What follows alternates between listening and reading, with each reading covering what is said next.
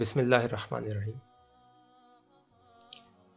میں 6 سپٹمبر یوم دفاع پاکستان کے موقع پر ان تمام شہداء کو جنہوں نے اس ملک اس وطن کی خاطر اپنی جانوں کا نذرانہ دیا، خراج عقیدت پیش کرتا ہوں اور سلام پیش کرتا ہوں ان تمام غیور ماؤں کو جنہوں نے اپنے لخت جگر اس ملک کی خاطر قربان کیے۔ ناظرین، شہید کی جو موت ہے وہ قوم کی حیات ہے۔ شہید بظاہر تو ہمارے میں موجود نہیں ہوتا، لیکن اس کا نظریہ، اس کی آئیڈیالوجی تا قیامت زندہ رہتی ہے۔ وہ مردہ قوموں کو ایک زندگی دے کر چلا جاتا ہے۔ وہ ظلم و جبر کے فلک بوس محلات کو ہلا کر رکھ دیتا ہے۔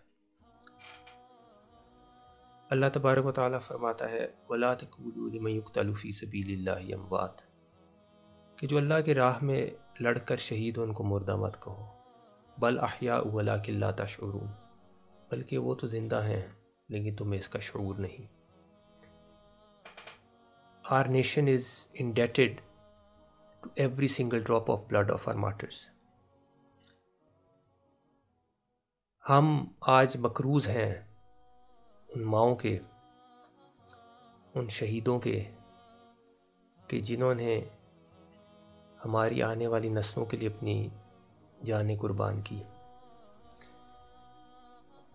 میں دعا کرتا ہوں کہ اللہ تبارک و تعالیٰ ان کو جنت الفردوس میں اعلیٰ مقام عطا فرمائے، ان ماؤں کو، ان بہنوں کو اجر عظیم عطا فرمائے کہ جنہوں نے اپنے بچوں کو، اپنے بھائیوں کو قربان کیا، ان کو صبر عطا فرمائے۔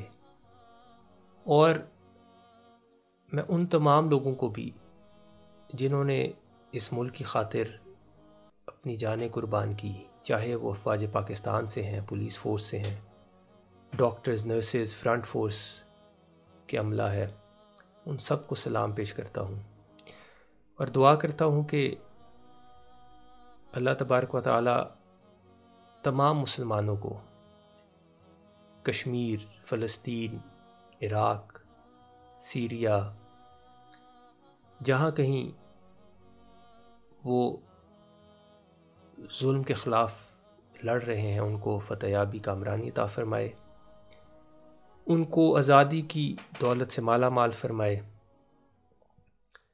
اور میں اپنی سرحدوں پہ جو معمور جوان ہیں ان کے لیے دعا کرتا ہوں کہ اللہ تبارک و تعالیٰ ان کی حفاظت فرمائے۔